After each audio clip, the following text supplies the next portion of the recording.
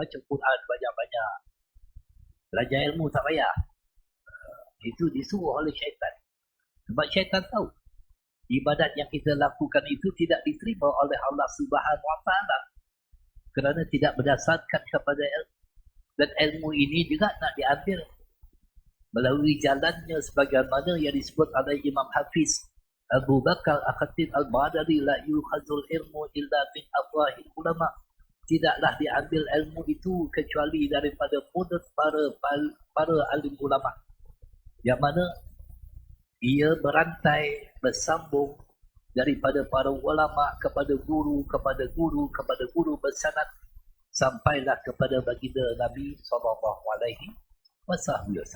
Baik. Kita masih lagi membicarakan dalam kitab ini, iaitu tentang perasaan hasad. Baik. Di mana Rasulullah SAW bersabda, warda bima qasamallahu laka takun akhjan nas. Terimalah apa yang Allah berikan kepadamu, nescaya engkau menjadi manusia yang paling kaya, iaitu bersifat qanaah, merasa cukup dengan apa yang telah pun dikurniakan oleh Allah Subhanahu Wa Taala. Walaupun dalam keadaan kita itu qanaah, tetapi kita tidak dilarang untuk mencari yang lebih lagi, kerana rezeki Allah itu melimpah ruah. Tetapi seandainya Allah SWT tidak menganugerahkan kepada kita, maka kita repot, kerana semuanya telah tertulis di takdir Allah sejak azali lagi. Baik.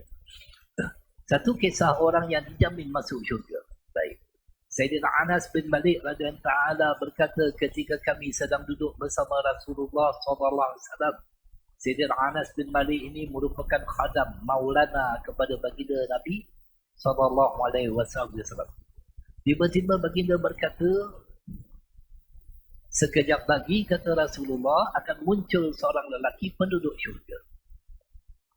Dalam riwayat Al-Bazar disebutkan dia adalah Sayyidina Sa'ad bin Abi Waqqas.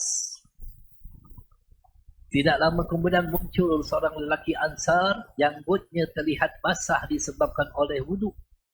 Tangan kirinya membawa selipar. Keesokan harinya Rasulullah menyebut perkara yang sama sehinggalah hari yang ketiga orang yang sama masuk.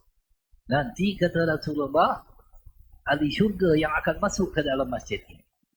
Oleh kerana ingin tahu, akhirnya Sayyidina Abdullah bin Amr mengikut lelaki Ansar tersebut dan bermalam di rumahnya selama 3 hari 3 malam sebab nak tahu apa amalan yang dia lakukan, sehingga Rasulullah mengatakan dia ahli syurga.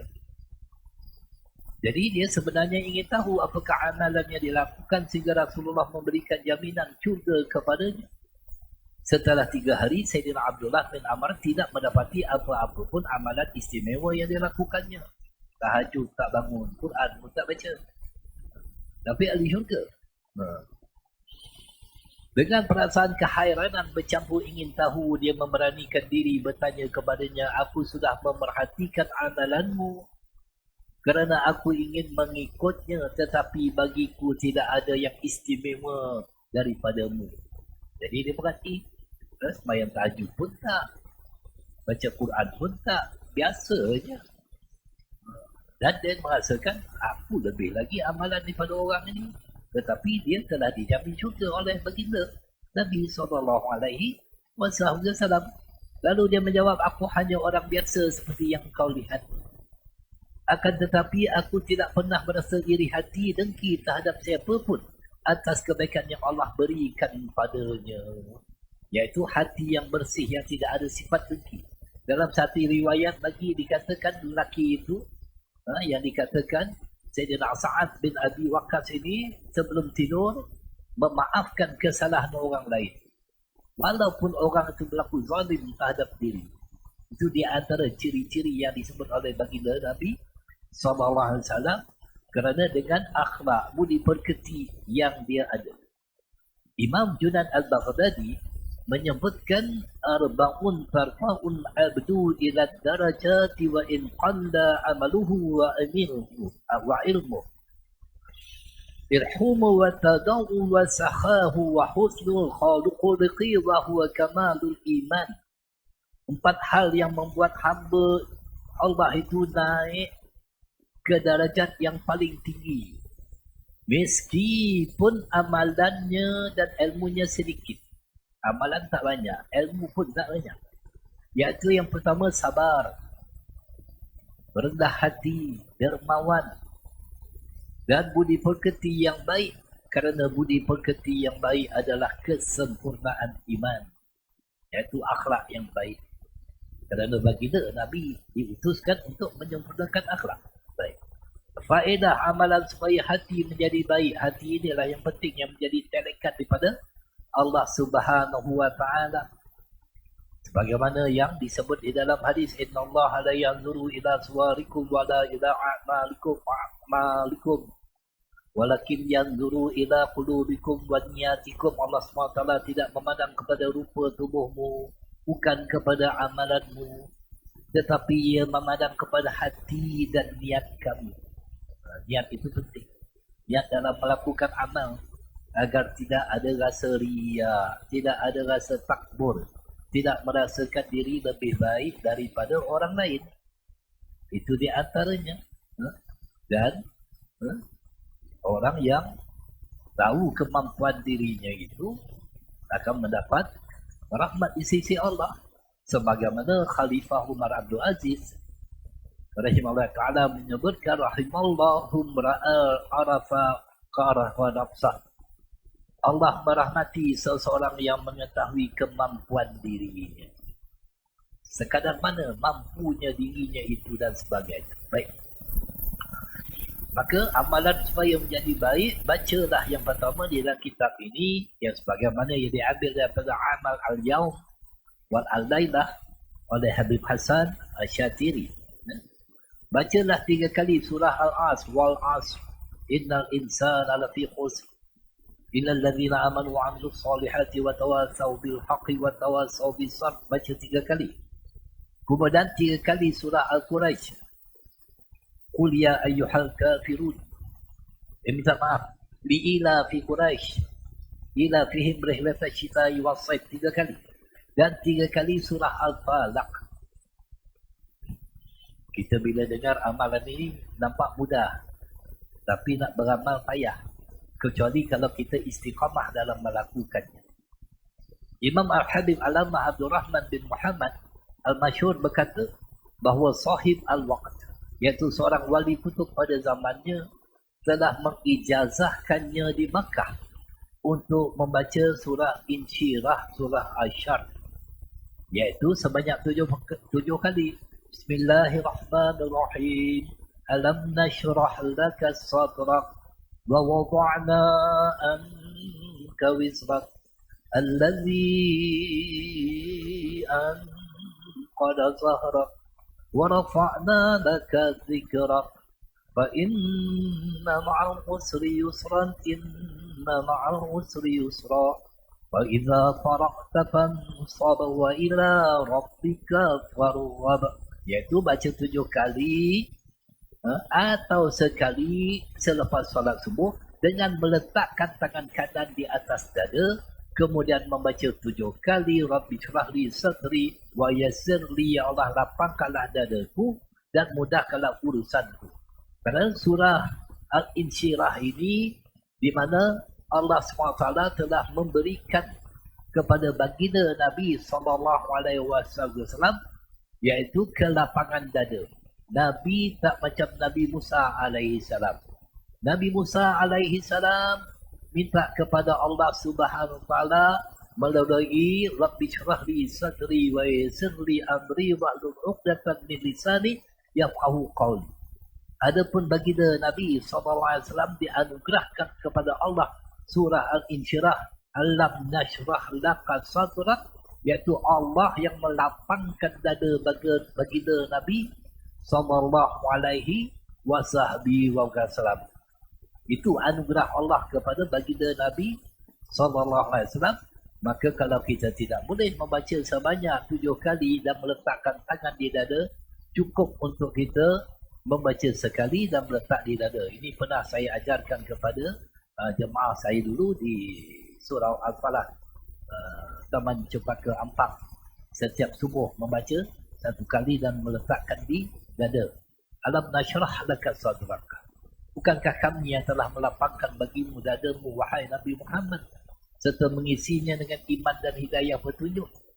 Wa wada'na anka wizrak, dan kami telah meringankan daripadamu bebanmu menyiarkan Islam. Kan tidak ada beban. Allazi anqadha zahrak, yang memberati tanggunganmu dengan memberikan pelbagai kemudahan dan melaksanakannya. Wa rafa'na laka zikrak, dan kami telah meninggikan bagimu sebutan namamu. Nama baginda Nabi SAW ditinggikan oleh Allah sehingga kan umat senantiasa menyebutnya, baik di dalam solat, baik ketika azan, baik ketika iqamah, senantiasa menyebut nama baginda Nabi SAW. Fa inna ma'al usri yusra. Dari itu tetaplah kepercayaan bahawa sesungguh tiap-tiap kesukaran akan ada kemudahan. Tiap-tiap kesukaran, tiap-tiap ujian itu pasti ada kemudahan yang akan kamu lalui. Inna ma'al usri yusra. Sekali lagi Allah tegaskan bahawa sesungguhnya tiap-tiap kesukaran disertai dengan kemudahan. Fa'iza farakta fansab. Kemudian apabila engkau selesai daripada melakukan amal soleh, maka bersungguh-sungguhlah engkau, kata Allah, berusaha mengerjakan amal soleh yang lain. Lepas bayang subuh, duduk dulu, baca Quran, dengar majlis ilmu, itu amal soleh. Lepas kamu buat amal soleh, buat pula amal soleh yang lain. Jangan lepas buat amal soleh, pergi pula pakai roti canai. Amal soleh yang ada, tinggal. Ini tak betul. Allah suruh, lepas satu-satu buat. Lepas kamu berpuasa pada bulan Ramadan, nanti amal soleh yang berikutnya itu mengerjakan ibadat haji di Baitullah. Itu yang disuruh oleh Allah SWT. Wa ila rabbika farghab. Dan kepada Tuhanmu sajalah hendak kau mohon apa yang kau gemar dan ingin. Maka itulah akan dimakbulkan oleh Allah SWT doa seseorang itu. Kerana mengikut petunjuk daripada Al-Quran. Lepas buat amal soleh yang lain, buat lagi. Kena tamak dalam melakukan amal soleh. Kerana merasakan tidak cukup dengan apa yang kita lakukan selama ini. Kemudiannya akan mendapat redha di sisi Allah Subhanahu Wa Taala. Baik, bab yang kelima, kedekut dan sayang kepada harta. Ketahuilah kedekut adalah sebahagian daripada sebesar-besar penyakit hati yang boleh membinasakan. Takut miskin mengeluarkan harta kepada jalan Allah. Allah berfirman, wa may yushaqat suha nafsihi fa ulaika humul muflihun. Dan sesiapa yang menjaga dirinya daripada dipengaruhi oleh tabiat bakhilnya, maka mereka lah orang yang berjaya, iaitu tidak bakhil, mengeluarkan harta yang pertama sekali untuk keluarga. Menjara keluarga, jangan kedekut dengan diri sendiri, dengan keluarga, dengan isteri, dengan anak-anak. Kita kadang-kadang dengan keluarga, kita kedekut dengan orang, kita pemurah. Ada masalah. Untuk perbelanjaan keluarga sedikit saja. Tapi kalau belanja kawan-kawan itu lebih. Patut dengan keluarga dulu. Dan Allah Subhanahu Wa Taala juga berfirman, وَلَا يَحْسَبَنَّ الَّذِينَ يَبْخَلُونَ بِمَا آتَاهُمُ اللَّهُ مِنْ فَضْلِهِ وَهُوَ خَيْرًا لَهُمْ بَلْ هُوَ شَرٌّ لَهُمْ سَيُطَوَّقُونَ مَا يَخِذُ بِهِ يَوْمَ الْقِيَامَةِ. Dan jangan sekali-kali orang yang bakhil dengan harta benda yang telah dikurniakan oleh Allah kepada mereka daripada kemurahannya, menyangka bahawa kebakhilan itu baik bagi mereka. Bahkan ia adalah buruk bagi mereka. Mereka akan dikalungkan, diseksa dengan apa yang mereka bakhilkan itu pada hari kiamat nanti. Bakhil dengan harta. Kalau untuk dunia, itu manusia sangat pemurah. Nak beli handphone, berapa ribu sanggup. Nak beli tiket konsert, berapa ratus pun sanggup. Itu bentuk dunia. Memang pemurah. Untuk belanja makan dekat restoran, bayar 200-300 sanggup. Nak beli kitab payah. Kedekut nak beli kitab. Ini banyak. Nak beli kitab RM30 kedekut orang kita. Tukar. Kita tanyalah pada diri kita apa kitab yang ada di rumah kita. Sahih Bukhari, Sahih Muslim, kitab tasawuf, kitab tauhid yang akan menjadi warisan kepada anak cucu kita besok. Jangan sampai apabila kita meninggal besok, tuan-tuan dan puan, anak cucu kita tengok kat rumah semuanya majalah belaka, kitab langsung tak ada. Beli kitab, baca kitab. Jangan kedekut. Itu di antaranya untuk kita mendapatkan redha Allah dan mendapatkan ilmu. Suka? Susah sangat. Nak suruh orang beli kitab. Saya mengajar ada padang, suruh orang beli kitab. Tak nak beli orang. Dia belek cabut lagi. Belek cabut lagi. Tak nak dia beli kitab. Ini banyak. Susah. Sebab orang kita tak nak. Tak nakkan kebaikan dalam urusan agama. Tapi untuk merawat penyakit dia, sebagaimana Imam Nawawi mengatakan, dia akan mencari ubat yang terbaik. Dia akan mencari doktor yang terbaik agar dia sihat. Tapi untuk mengubat hatinya, ini sukar. Itu sebab ada kitab penawar pagi hati. Agar kita itu belajar. Agar kita itu tidak termasuk sebagaimana yang disebut oleh baginda Nabi, yakunu fi akhir zaman ibadun yuhalun. Akan ada akhir zaman ahli ibadat yang jahil. Sebab dia tak nak belajar. Maka daripada perbuatannya itu, semayangnya itu, bila kita tengok, memang betul lah orang ni tak belajar. Macam mana Ustaz tahu? Sebab Al-Quran menyebut, Kul hal yastawil ladina ya'lamun wal ladina la ya'lamun. Katakanlah, apakah sama orang yang mengetahui dengan orang yang tidak mengetahui? Bila kita tengok dia semayang, kita tahu dah orang ni tak pernah belajar semayang ni. Sebab daripada warisan kecil dulu dia belajar semayang, dia bawa sampai ke tua. Dan tidak memperbaiki semayang tu, ibadat. Tak pernah pun memperbaiki, tak pernah belajar. Budak kecil pun boleh semayang. Tapi apakah semayangnya betul? Bila kita tengok, kita tahu dah. Dengan sujudnya tak betul, keadaan rukuknya tak betul, iktidalnya tak betul, dan sebagainya.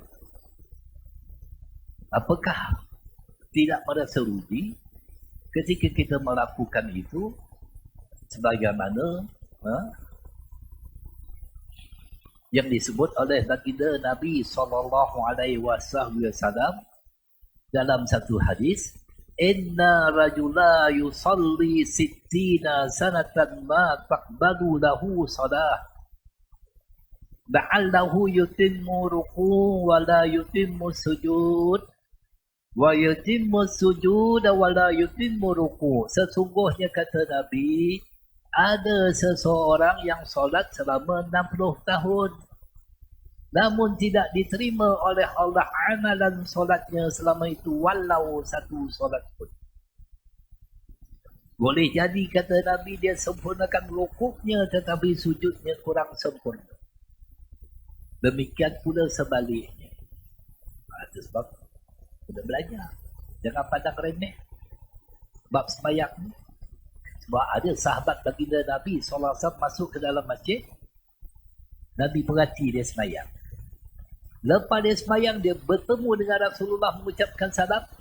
Lalu Rasulullah mengatakan kepadanya, irji' fasalli fa innaka lam tusalli. Ulangi solat engkau, sesungguhnya engkau belum lagi sembahyang. 3 kali Nabi suruh dia ulang sembahyang. Sebab sembahyang tak betul.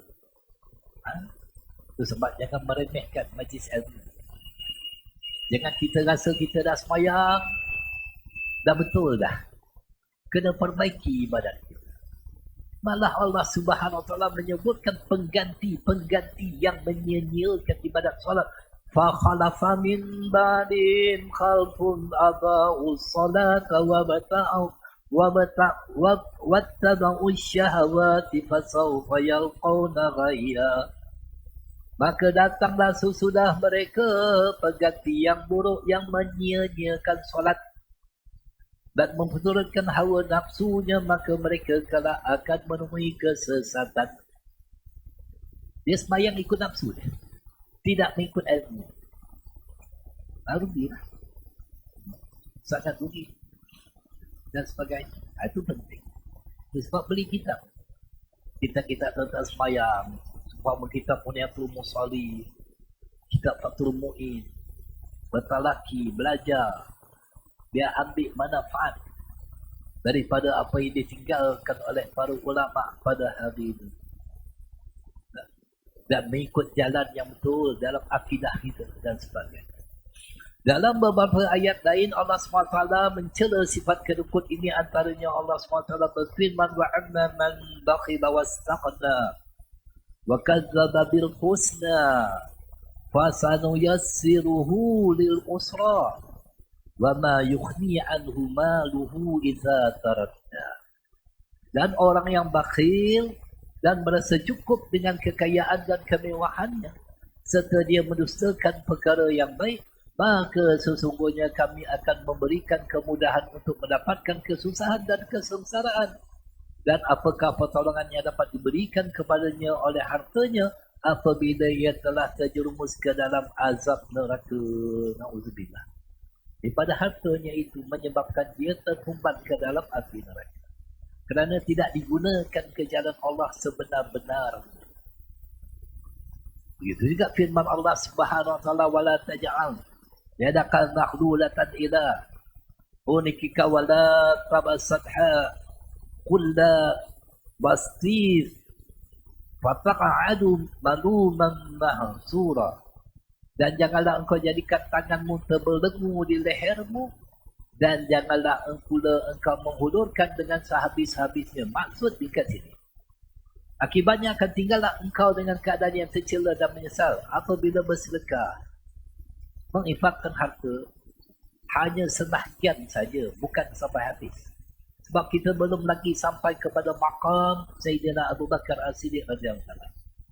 Sayyidina Abu Bakar As-Siddiq apabila menginfakkan hartanya kepada Nabi SAW, habis semua diberikan. Lalu Rasulullah bertanya kepada Sayyidina Abu Bakar, apa yang tinggal untuk kau wahai Abu Bakar? Allah dan Rasul. Kita belum sampai maqam macam itu lagi. Kita maqam Abdurrahman bin Auf, sahabat Nabi yang kaya. 1/3 hartanya untuk keluarga, 1/3 untuk jalan Allah, 1/3 untuk modal pusingan dalam perniagaannya. Itu maqam kita. Maqam Sayyidina Abu Bakar habis semua diinfakkan. Bila ditanya oleh Nabi, apa yang tinggal untuk kau wahai Abu Bakar? Allah dan Rasulnya. Kita tak boleh, belum sampai. Begitu juga firman Allah Subhanahu wa taala, ha antum haula'i tad'una litunfiqu fi sabilillahi faminkum man yabkhal wa man yabkhal fa innama yabkhalu an nafsihi wallahul ghani wa antumul fuqara. Kamu adalah orang yang diseru agar mendermakan harta benda kamu pada jalan Allah. Maka ada di antara kamu yang berlaku bakhil, padahal sesiapa yang berlaku bakhil, maka sesungguhnya dia hanyalah berlaku bakhil kepada dirinya sendiri, kedekut pada diri. Dan ingatlah Allah Maha Kaya sedang kamu semua orang miskin. Allah tu Al-Ghani, yang kaya, yang terkaya. Sifat istighna, terkaya Allah itu. Kita ini miskin, tak ada apa. Allahu Samad, yang bergantung pada Allah. Allah yang mengurniakan. Jangan sampai besok ditanya segala nikmat harta itu, summa latus'alunna yawma idzin 'anil na'im. Kemudian akan kami tanya satu-satu nikmat yang telah kami beri kepada kamu. Yang mana dalam hadis disebutkan tidak beranjak kaki seorang hamba Allah itu yang bertanya, yang pertama ditanya tentang umurnya, di mana dia habiskan umurnya. Kemudian akan ditanya juga tentang badannya, apa yang dilakukan, apakah melakukan ketaatan ataupun kemaksiatan. Kemudian ditanya tentang hartanya, daripada mana dia dapat, ke mana dia belanjakan. Sebab belanjakan harta. Kita yang ada harta, gunakan ke jalan Allah Subhanahu Wa Taala dengan sebenar-benarnya, jangan kedeput. Agar kita itu mendapat redha Allah. Kalau simpan, simpan sayang, besok mati, yang mewarisi harta kita orang lain. Kita simpan duit banyak-banyak, kita mati, tiba-tiba mati. Sekarang ni ramai yang mati mengejut, tiba-tiba yang meninggal. Minggu lepas jiran saya sedang tidur, meninggal. Bila bawa hospital postmortem, rupanya darah tinggi, urat itu terputus. Kencing manis dan urat terputus. Udah lagi. Mati mengejut ramai akhir zaman. Kita simpan duit banyak-banyak dalam bank, mati mengejut kita. Siapa yang dapat? Isteri kita dapat lah. Isteri kita pula, lelaki lain pula pergi kahwin dengan dia. Menangis kita dalam kubur. Itu sebab gunakan harta. Orang lain kebas, bini kita, kita dah mati dah. Sebab dia tengok harta banyak. Orang laki-laki sekarang ni dia cari isteri yang banyak harta. Sebab ramai orang laki-laki ni ditanggung oleh isterinya sendiri. Sebab menyesal kita besok. Dan yang akan mewarisi pula anak-anak kita. Itu sebab kita tengok anak-anak orang kaya dia malas kerja. Sebab bapak dia banyak harta, besok bapak dia meninggal besok, dia mewarisi harta. Nak buat apa kerja? Usaha kita yang begitu kuat dengan gigih bekerja dulu, yang memberi manfaat kepada siapa? Bukan kepada kita, tetapi kepada yang kita wariskan. Kalau dia mengambil harta kita itu berbuat taat, alhamdulillah. Tapi kalau dia mengambil harta kita itu berbuat maksiat, na'udzubillah min zalik. Kereta kita tinggalkan, meninggal besok, anak ambil. Kita biasa bawa kereta datang masjid, anak bawa pergi disko. Nangis kita dalam kubur. Gunakan harta dengan sebaik. Jangan fikirkan tentang anak ataupun keturunan kita. Sebab setiap mereka itu telah dijamin rezeki oleh Allah. Dan ingat tuan-tuan, harta seorang ayah, rumah ayah, kereta ayah, itu juga mudah bagi seorang anak untuk duduk di rumah seorang ayah ataupun menggunakan harta ataupun menggunakan kereta kenderaan ayah. Tapi rumah anak belum tentu lagi seorang ayah dapat menumpang.